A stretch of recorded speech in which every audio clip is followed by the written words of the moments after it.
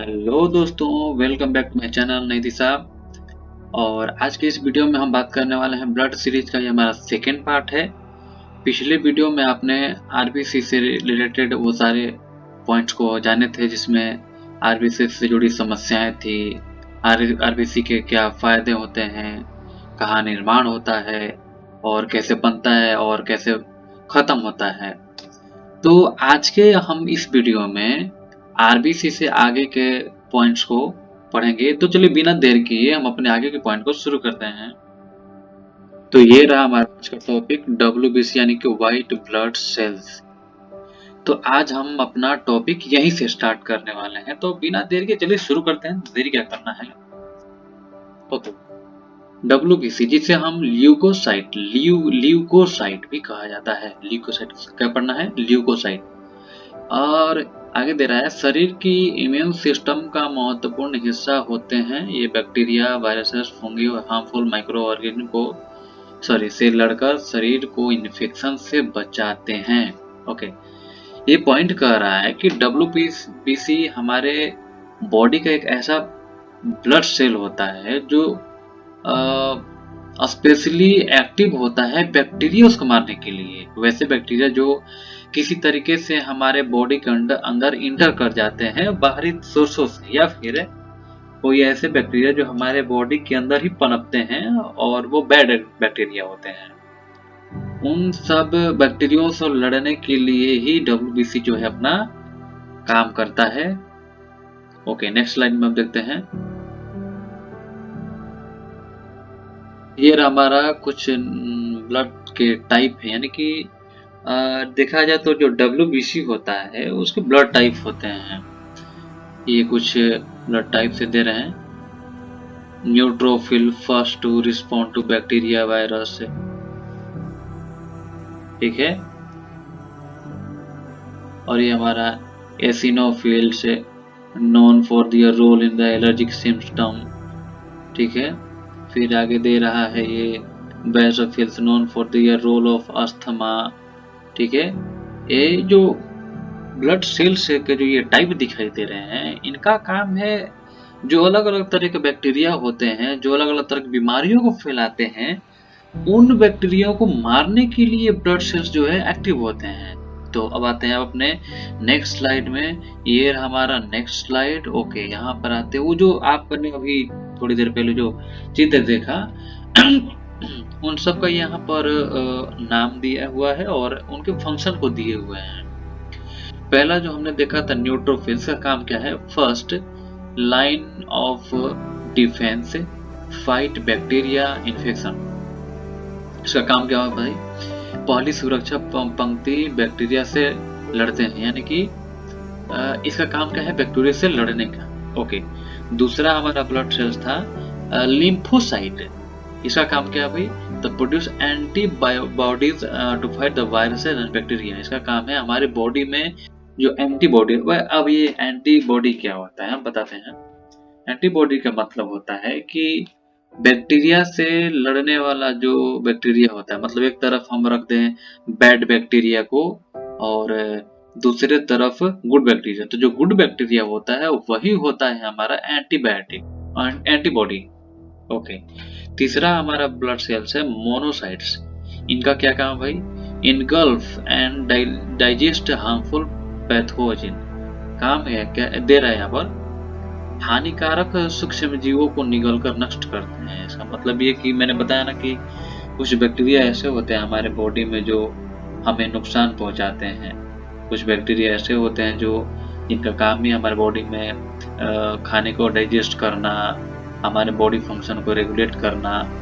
तो ये काम, इसका काम है कि जो भी बैड बैक्टीरिया होते हैं उनको निगल कर उनको खत्म कर देना।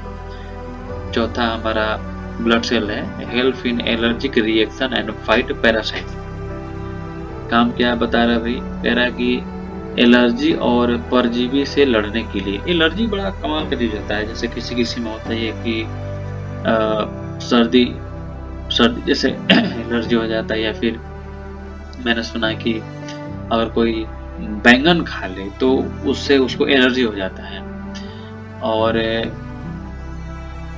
वो बीमार पड़ जाता है। तो मैंने सुना है कि डॉक्टर उसको मना करते हैं कि नहीं, आप इन सब चीज़ों से आप थोड़ा परहेज करिए। तो एसिनोफिल्स जो होता है वो इसी तरह के बैक्टीरिया को मारने के लिए ही काम करता है। और परजीवी, आप वो तो जानते ही, परजीवी का मतलब ही होता है जो दूसरे के बॉडी पर रह करके अपने खाने को ढूंढ लेना। और देखा जाए तो ह्यूमन बॉडी एक फर्स्ट रिसोर्स बनता है पैरासाइट्सों के लिए, और हमारे बॉडी पर चिपके रहते हैं और अपने अपने आप को वहीं से, हमारे बॉडी से ही न्यूट्रिशन विटामिन को लेकर के खुद को पालते रहते हैं। आगे दे रहा हमारा पांचवा ब्लड सेल्स है बेसोफिल्स। इसका काम क्या है? Release histamine to deal with the allergy. Allergy प्रतिक्रिया में हिस्टामिन छोड़ते हैं। अब इसका काम देखो ऊपर वाला ही है, दे रहा है कि जब भी एलर्जी जैसे कोई बैक्टीरिया या फिर कोई फंक्शन एक्टिव हो जाते हैं हमारे बॉडी में, तो बेसोनोफिल्स क्या करता है भाई कि वो एक हिस्टामिन को रिलीज करता है ताकि उनसे वो लड़ सके। ओके, अब आते हैं हम अपने नेक्स्ट स्लाइड में। ये है हमारा नेक्स्ट स्लाइड। अब यहाँ पर जो वो पांचों के पांचों जो ब्लड सेल दिखाई दे रहे थे, अब उनके स्पेशल ये जो पॉइंट है ना आपका, इसमें तो हमने थोड़ा डिटेलिंग कर दिया है उन पॉइंटों को। तो हम एक एक करके चीजों को देखते हैं और फिर समझते हैं कि आखिर में दिया क्या हुआ है। तो पहला दे रहा है ल्यूकोपेनिया। अब ल्यूकोपेनिया क्या होता है? तो ल्यूकोपेनिया दे रहा है कि लो डब्ल्यूबीसी काउंट। लो डब्ल्यूबीसी काउंट, जैसे हमारा लो आरबीसी काउंट था उसमें न्यूमोनिया होता था, इसमें ल्यूकोपेनिया हो रहा है। कारण क्या दे रहा है भाई? कॉज मतलब कारण होता है। कह रहा है कि वायरल इन्फेक्शन जैसे HIV हो जाए, डेंगू हो जाए, बोन मैरो डिसऑर्डर हो जाए, बड़ी खतरनाक बीमारी होती है bone marrow disorder, auto immune disease हो जाए, और कीमोथेरेपी को दवा, ये हमारे कुछ तरीका बता रहा है। इसमें होता यह है कि वीक इम्यून सिस्टम, शरीर संक्रमण से लड़ने में कमजोर हो जाता है। अब इसमें हम समझते हैं।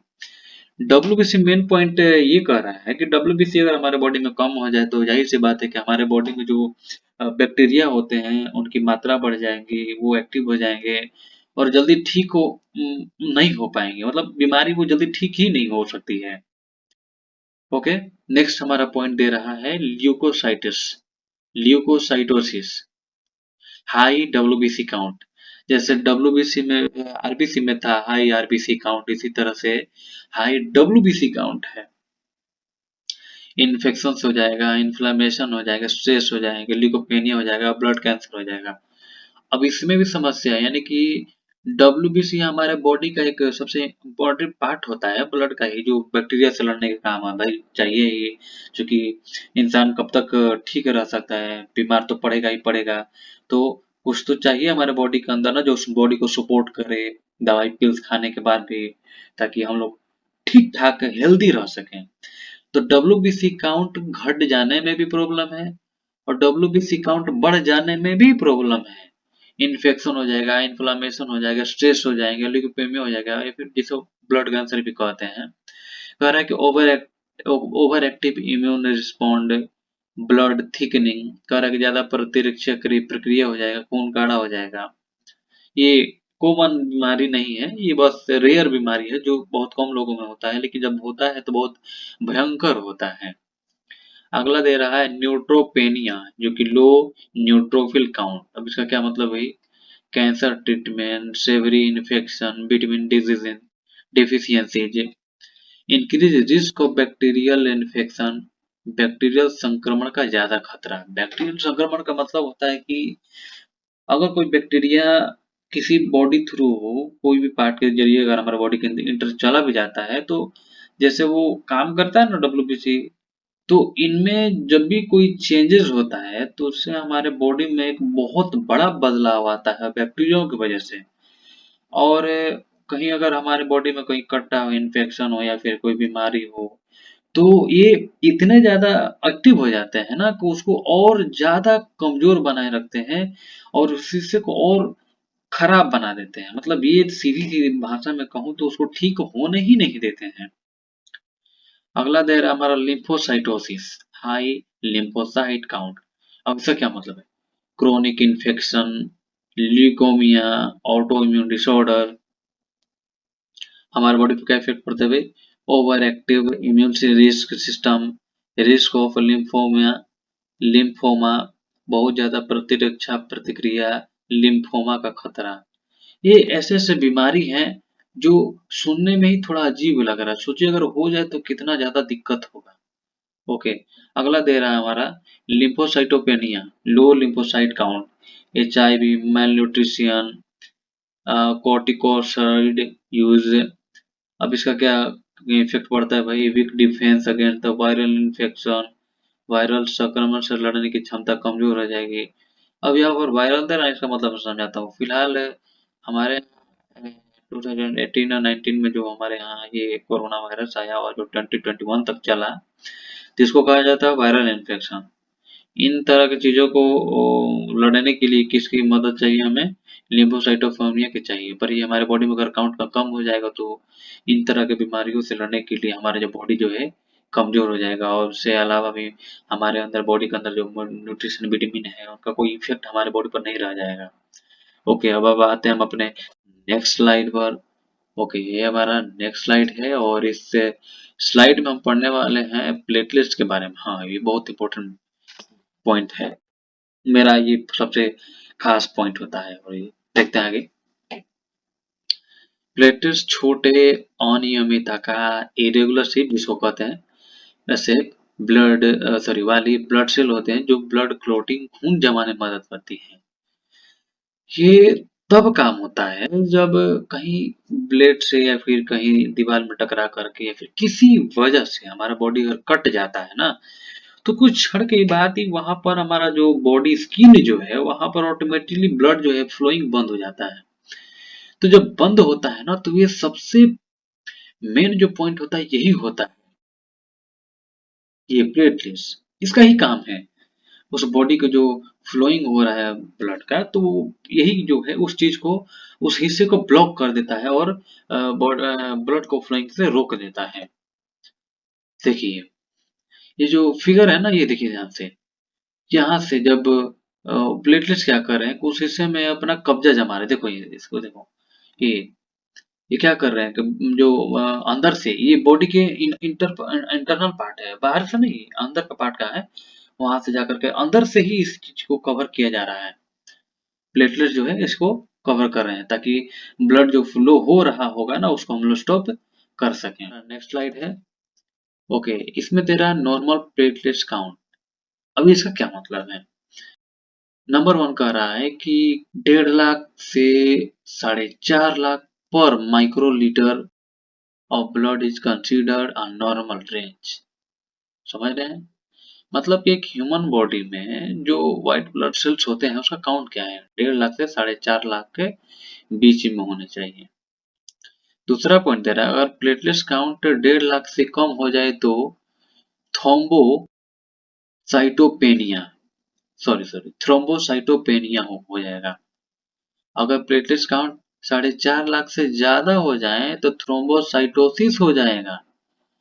यानी कि प्लेटलेट्स काउंट ज्यादा हो जाए तो भी दिक्कत, कम हो जाए तो भी दिक्कत। ठीक है, नेक्स्ट स्लाइड। ओके, प्लेटलेट्स कम होने के कारण, कॉज ऑफ लो प्लेटलेट्स, यानी कि प्लेटलेट जब भी हमारे बॉडी में कम हो जाते हैं तो उसमें क्या क्या हमारे बॉडी में इफेक्ट पड़ते हैं, यहाँ से समझते हैं। नंबर 1, वायरल इन्फेक्शन, यानी कि डेंगू, मलेरिया, थायराइड, ये हो जाएंगे, होने के कारण हो सकते हैं।